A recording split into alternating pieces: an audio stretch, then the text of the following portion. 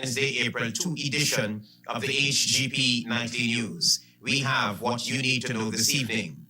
The very important ruling on the house-to-house verification case will be handed down on April 3. The argument already laid is that addresses provided by persons seeking to register for the upcoming general and regional elections must be verified. That story. Acting Chief Justice Roxanne George is expected to hand down her ruling in the house-to-house verification case brought by People's National Congress Reform's Chief Scrutineer Carol Smith-Joseph. Ms. Smith-Joseph wants the High Court to declare that the National Registration Act requires not only the verification of the existence of addresses claimed, but also that the applicants live at or are connected to those addresses. Appearing on a social media program with PNCR's executive member, Martin Williams, Joseph's attorney, Dexter Todd, explained that the Guyana Elections Commission failed to interpret the amendment to the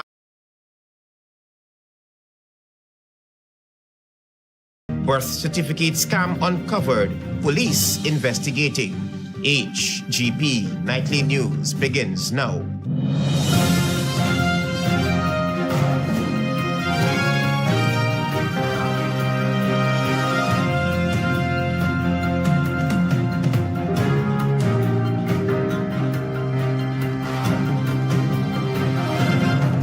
Good evening to our viewers here in Guyana and online. I'm Travis Chase with the Wednesday, April 2 edition of the HGP Nightly News. We have what you need to know this evening.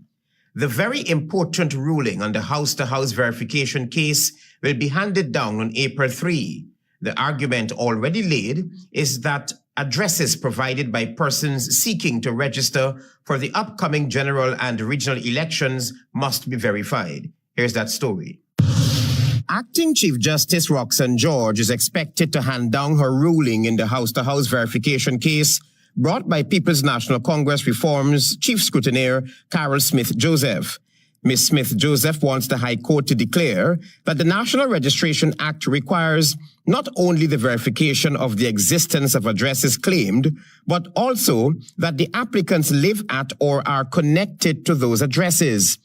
Appearing on a social media program with PNCR's executive member, Marvin Williams, Smith-Joseph's attorney, Dexter Todd, explained that the Guyana Elections Commission failed to interpret the amendment to the National Registration Act 64B correctly. Is that GCOM officials were just concerned with establishing that an address exists and that there was no connection of the registrant to the address. They were not concerned about that because that was their interpretation of what address claim means. Smith is also asking the High Court to order the Guyana Elections Commission to conduct house-to-house verification of the addresses of registrants, or the elections would not be credible. It's a sham. The person doesn't live at any recognized location in which they can be contacted. Todd said that by law, a clear connection between a registrant and their provided address is essential, and that registering officers should verify that an address actually belongs to the registrant. 4 out of the 5 elections, which are, of course, within the power of GCOM to deliver, requires them to ensure that the category or the qualifications of voters would be that they vote in a correct place. Already, GCOM's legal officer, Kurt De Silva, has told the High Court that residency is still a constitutional requirement for Guyanese to vote in regional elections, and that the addresses provided by persons seeking to register for elections must be verified. Travis Chase, HGP Nightly News. Our developing story this evening: Guyana's future cannot be held hostage by a weak opposition or corrupt governance. A young politician of a recently formed movement is urging the Alliance for Change and the People's National Congress Reform to listen to the electorate. Here's more. As talks between the People's National Congress Reform and the Alliance for Change hangs in the balance, Chairman of the VPAC movement, Doreen Bess, is urging both parties to end the political gridlock and listen to the electorate. to listen to the public. Right. The public wants change, and they should have a consensus between them where they should allow for the public's opinion. I believe the public would have spoken, the public would have made it clear, this is what they want. It is the reasoning of Bess that given the current regime, the People's Progressive Party Civic is allegedly entrenched in all forms of corruption and political victimization, the timing is perfect for the two parties to come together. In other words, when you say one Guyana, people expect us to be united. And everyone can see we're far from united.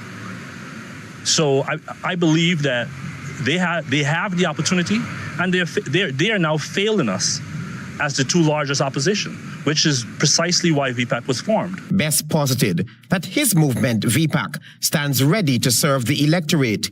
He talks about his movement, Vigilant for a New Guyana, being ready to be that third parliamentary force to shift the balance of power. If VPAC is given a chance, Travis, one of the first things we'll do is reduce taxes, increase public servant salary, stop giving away all of our wealth to foreigners. There was one time we had to do this.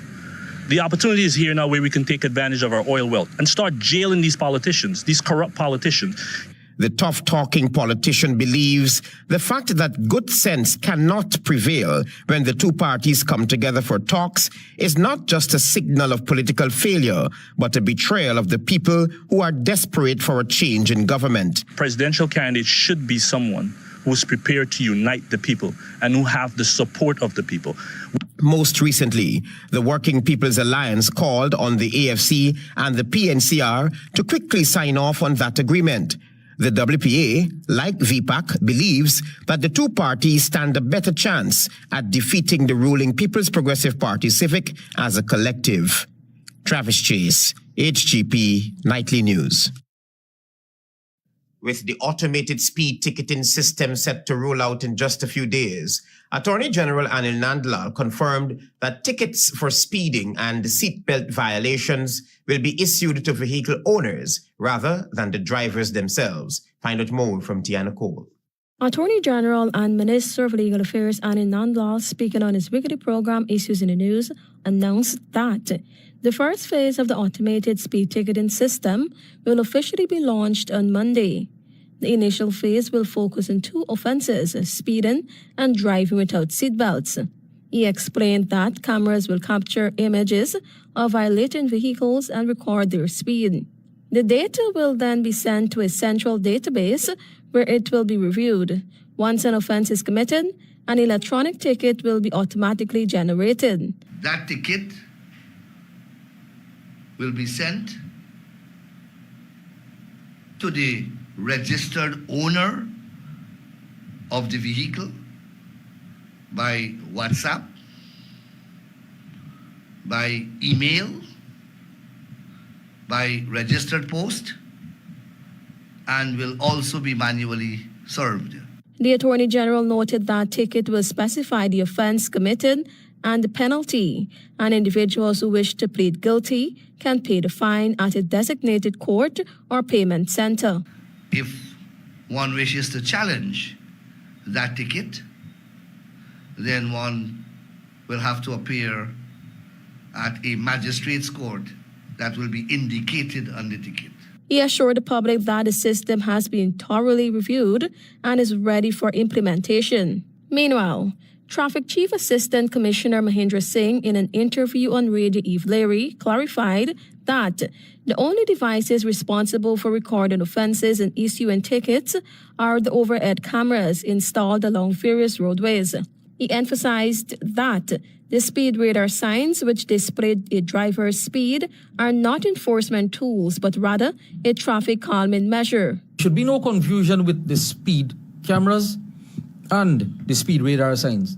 One is a traffic calming measure, and one addresses specifically that offense of exceeding the speed limit. He further explained that these high-tech cameras have a reach of over 500 feet, allowing them to detect speeding vehicles from a significant distance.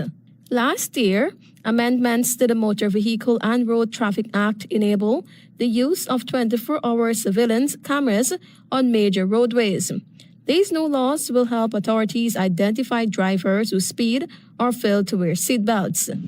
With hundreds of road deaths occurring over the years, these automated measures are expected to serve as a deterrent, reducing speed, reckless driving, and ultimately road fatalities. Tiana Ko reporting for the HGP Nightly News. Thank you, Tiana, for your reporting. Stay with us. There is more news ahead.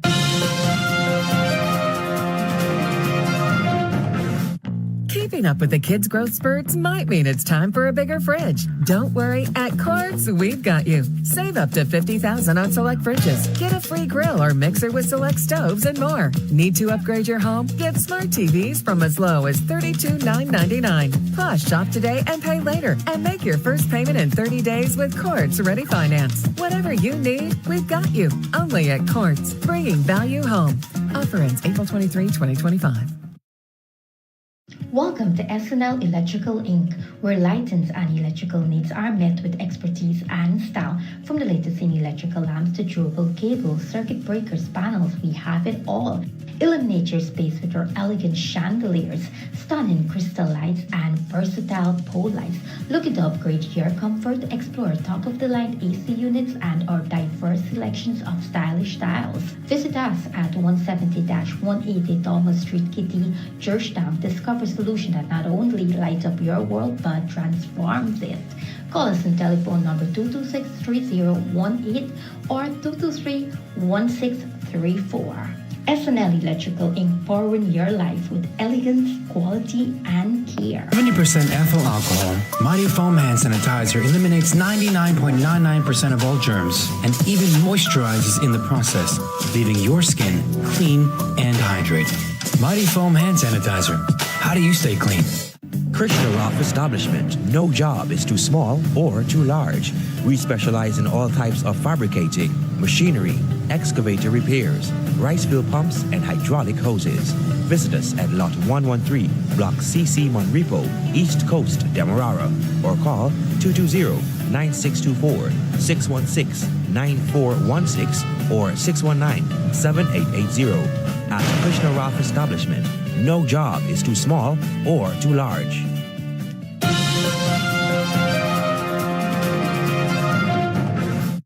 You're watching the HGP Nightly News. Thanks for staying with us.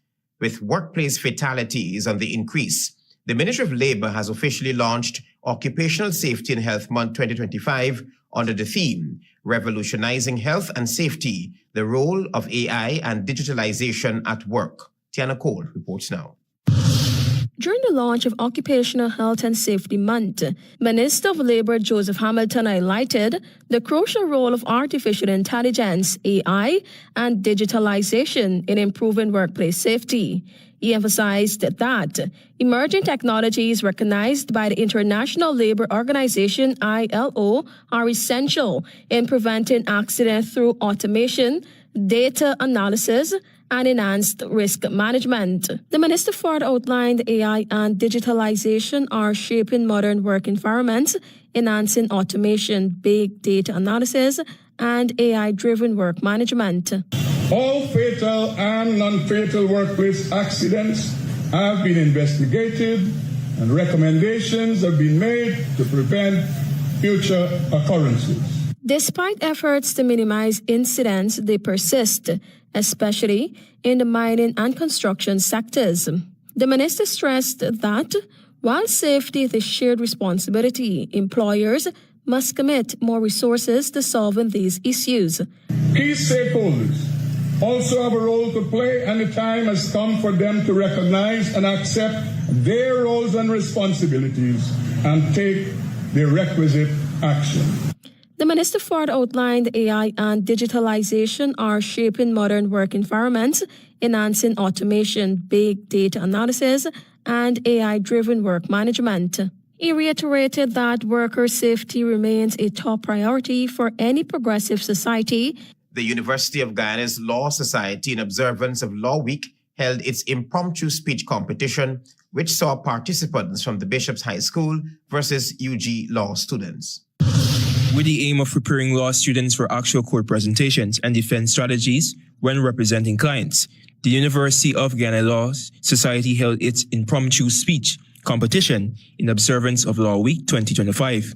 First-year law student at the University of Guyana, UG, Keishan Skeet, copped the Best Speaker prize and attained first place in the impromptu speech competition.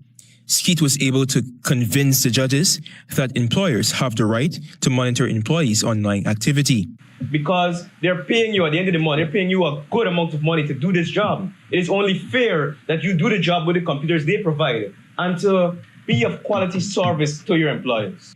Delon Willis, also a first-year law student, in his submission on another topic, the abolition of death penalty, noted that this should be enacted since it is a fundamental human right violation. The death penalty, my contention, my proposition here is that the death penalty should not be in place because the international community, the region, and Guyana in particular, is moving towards human rights. And if we're going to make an argument for human rights, then I would contend here that our constitutional rights should be upheld. Raheem Williams, a sixth form student speaking to climate change, posited that corporations have a responsibility to address this global phenomenon. These high-rise buildings and these construction. Thank you, Antonio. There is more news ahead. Stay with us. Planning a cleanup? We can help. Sevon's Waste Management skip bins can be provided for home renovation projects, yard cleanup, or construction project. It's simple. Step 1, give us a call. Step 2, we put down the bin. Step 3, load it up with all of your junk. Step 4, we take it away. That's simple. Bins are also available in various sizes, so there is no job that is too big or too small.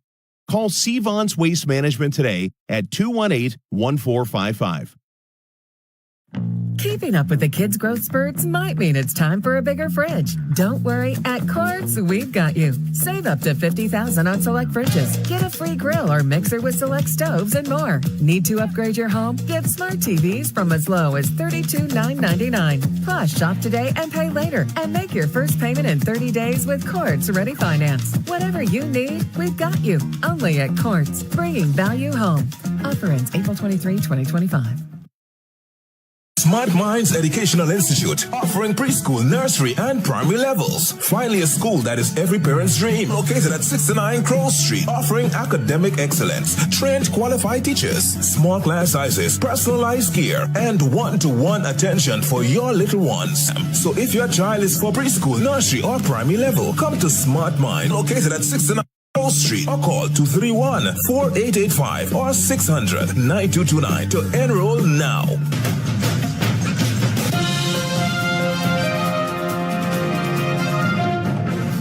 Welcome back to the HGP Nightly News. Thanks for staying with us.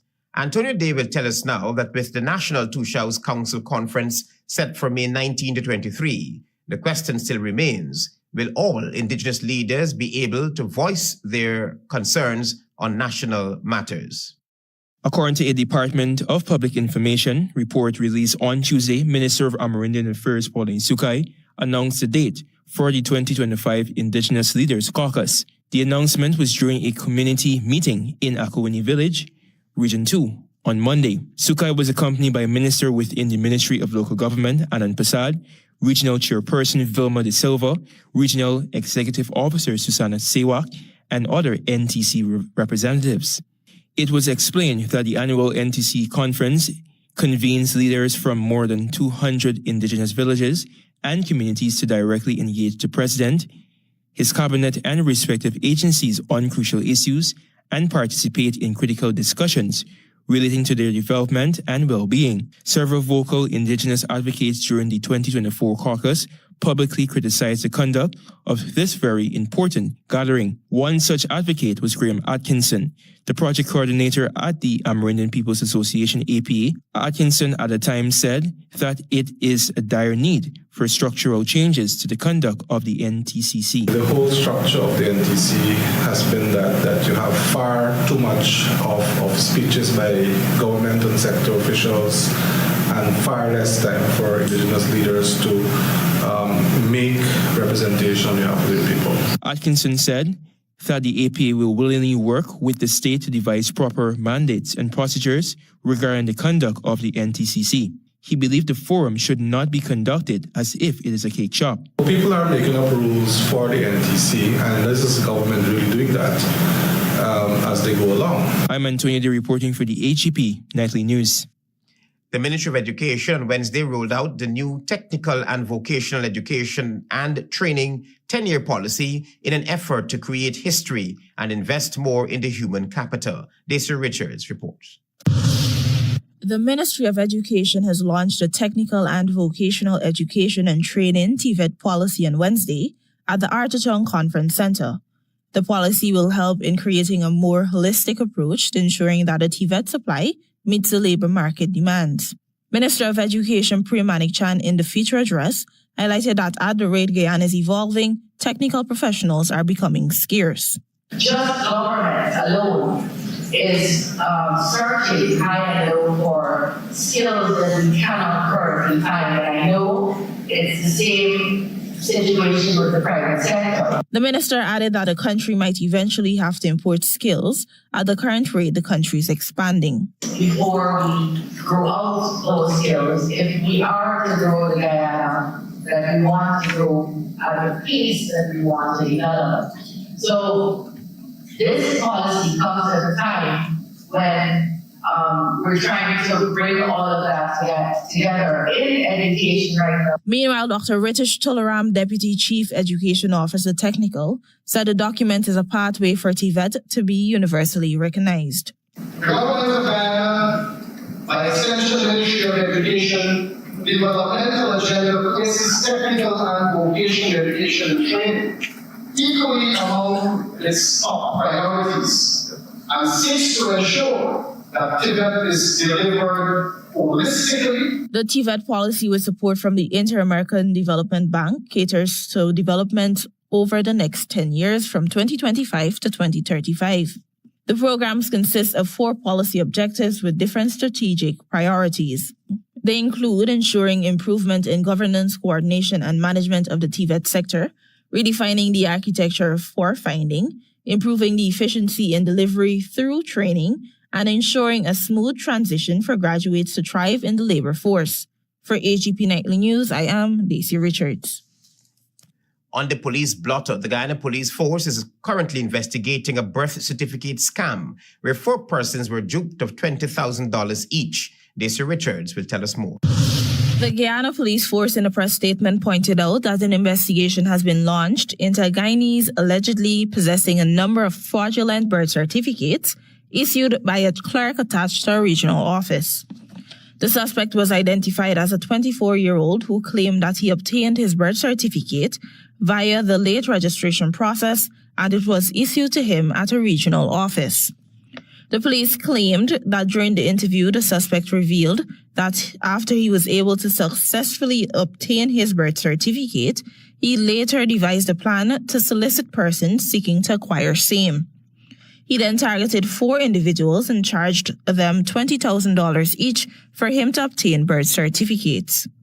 He collected $80,000 from the victims, but no birth certificates to hand over. In turn, the targets threatened to turn him over to the police, in which he offered to reimburse the money. The police searched the man's premises and found birth certificates belonging to his family members that were verified to be genuine. The clerk who issued the man's birth certificate was questioned and it was determined that he had obtained his certificate through the legal channel. The police also claimed that efforts to contact the victims proved futile. For HGP Nightly News, I am Daisy Richards. Thank you, Dacia. Stay tuned for your regional news.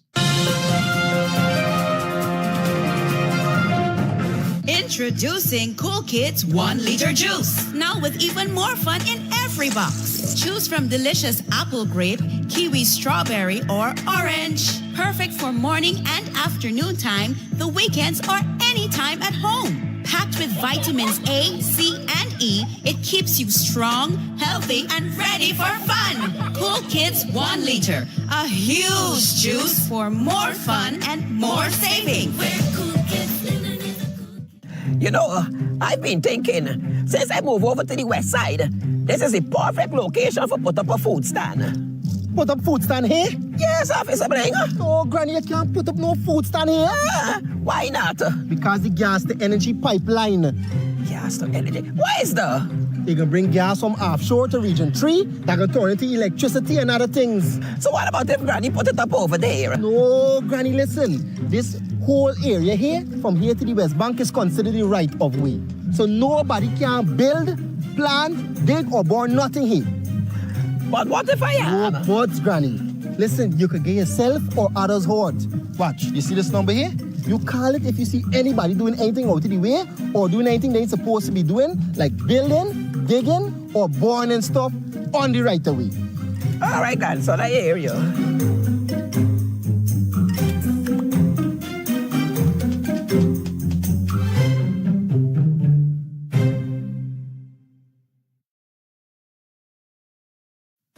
Interested in honoring or paying tribute to a loved one, or just making a loved one feel special? HGPTV offers you all that and more.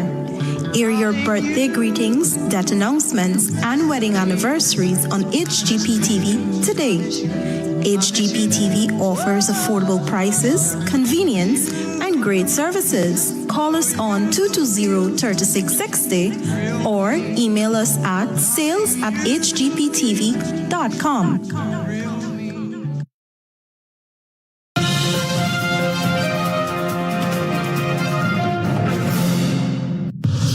Good evening, I'm Daisy Richards, and welcome to Wednesday's edition of the Regional News. We begin with news from Ghana.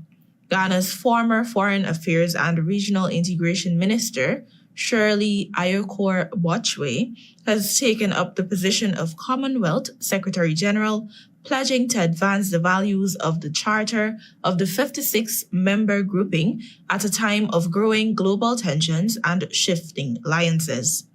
Bochwe, 62, succeeds the Dominican-born Baroness Patricia Scotland, whose 9-year term ended in March.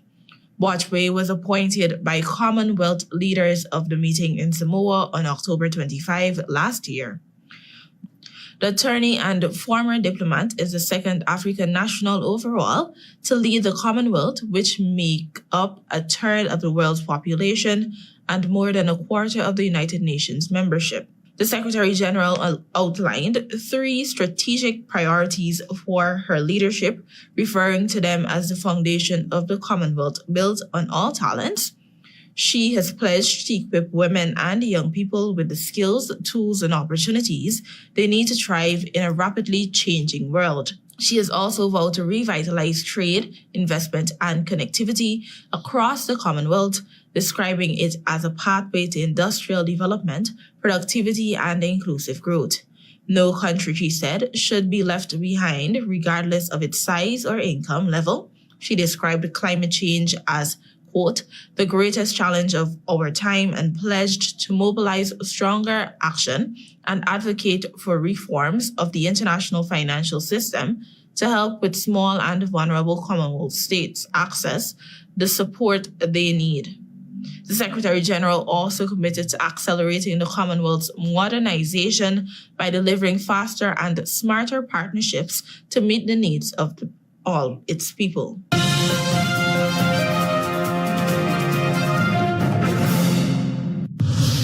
While in Jamaica, opposition spokesman on health Jesse James Clark is intensifying his claims that the water supply in Kingston and several rural communities is contaminated, despite strong rebuttals from government officials. Speaking at a press conference at the office of the Leader of the Opposition on Tuesday morning, Clark demanded an apology from Health Minister Christopher Tufton, accusing him of misleading the public on the issue. He also called for the National Water Commission, NWC, to publish periodic, quote-unquote, water quality reports to ensure transparency. He presented test results that allegedly show contamination levels exceeding acceptable limits, arguing that government officials have ignored or dismissed the findings. However, the Jamaica Labour Party GLP caucus in the Kingston and St. Andrew Municipal Corporation fired back on Tuesday, calling for Clark to resign as a junior spokesperson. The GLP accused him of repeatedly spreading misinformation and making quote-unquote reckless and dangerous statements about the country's water supply, which they insist remains of high quality.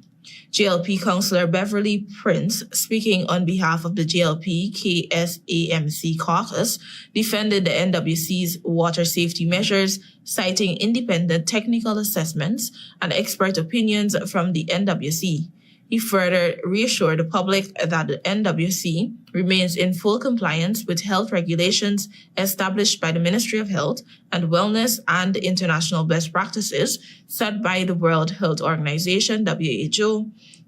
As the debate over water safety continues, both sides remain firm in their positions, with the opposition calling for greater transparency and the government defending the integrity of the nation's water supply.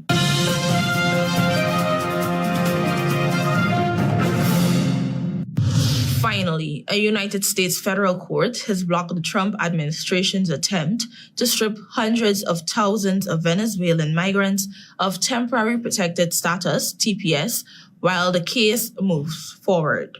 The San Diego, California-based immigrant advocacy group Haitian Bridge Alliance, HBA, who among others represented the plaintiffs in the case, said the U.S. District Court Judge Ed Cheng's ruling protects about 350,000 Venezuelan TPS holders who were set to lose their work authorization on April 3 and deportation protections on April 7. In his 78-page ruling, Judge Chen ruled that the Department of Homeland Security's DHS action threatens to inflict irreparable harm on hundreds of thousands of persons whose lives, families, and livelihoods will be severely disrupted. Thank you for watching. Do have a great rest of the week. Until next time.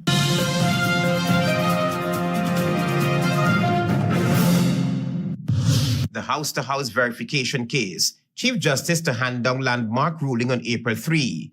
Listen to the people. VPAC chairman urges PNCR and AFC amid coalition talks. Labour Ministry pushes AI and digital solutions to tackle rising workplace fatalities. And birth certificate scam uncovered, police investigating. Those are our major headlines. For these stories and more, please go to our website. It's www.hgptv.com. I'm Travis Chase. Thanks for watching. Goodbye.